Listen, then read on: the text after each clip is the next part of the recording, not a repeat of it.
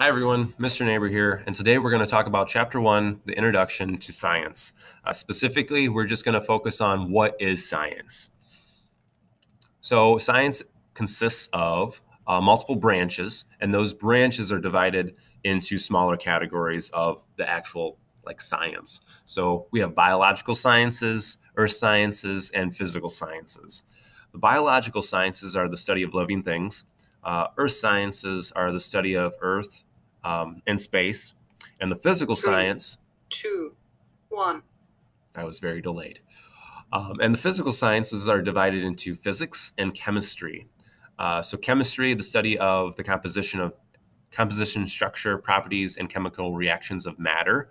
And physics, which is the study of movement, which is kinematics, the study of forces, which is dynamics, heat, magnetism, electricity, along with other things. Physics is the base science. Once you understand physics and how physics works, that leads to chemistry and how chemistry works. Once you understand chemistry, then that leads into earth and biological sciences, how those work, because those are more complex systems. They have biological beings that have chemistry running through them that is operated by physics. So physics is the foundation of all these sciences. That's why it's the best science.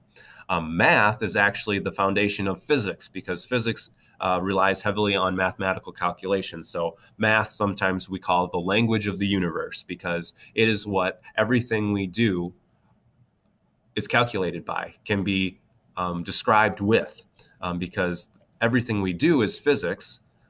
Everything that happens is chemistry, and everything that is made up of is biology and earth. So math is the kind of foundation thing, but physics is the science of it all, the base science. So what is a scientist then?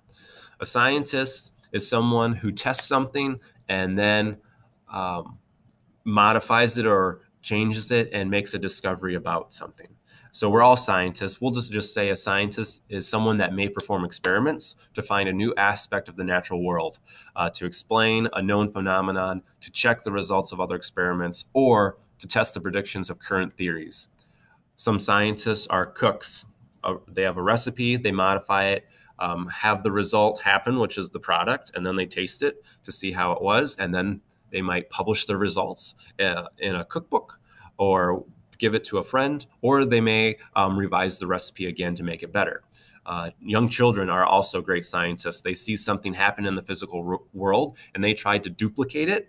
And then once they can duplicate it, they'll try to change things in different ways to see what limits they can push.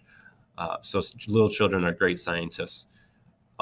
We also are scientists, especially in this day and age where we have lots of technology, simply a new update, trying to figure out all the perks that come along with that.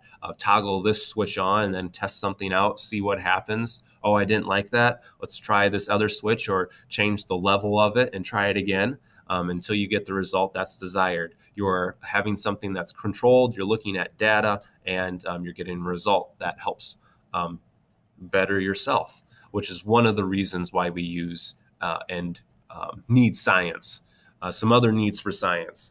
We want to know where we came from, how we got here, and we want people to be inspired and cherish and protect those types of things. That's our history. So science leads to that. You need science to understand the aging process and things like that of documents and artifacts.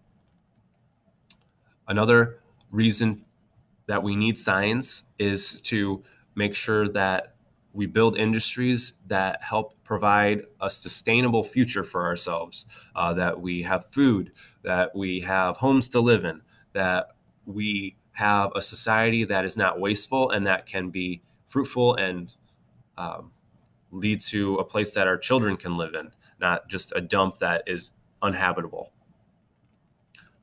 We need science so that we can have and make new jobs with technology behind it, because a lot of manual labor jobs, they are going away, that are very, very rote and kind of factory-like. So understanding science helps us move forward in that realm of providing new jobs, or maybe making current jobs better and more like a cleaner environment.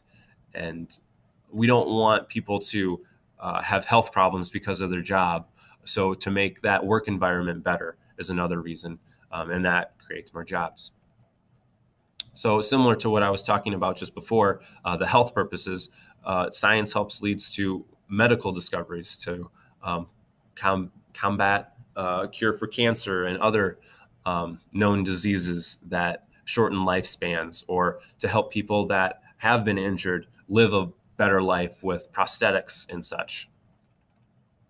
And we also need science to kind of look outward, look beyond where we are. Science was what led to discoveries of the Americas through the technology of ships and how to preserve food. And we're doing the same thing now when we look into outer space and looking toward Mars and space travel. Science is what is necessary for that to happen. So we'll call it quits for this video, and then we'll come back with the next one to look at the scientific method.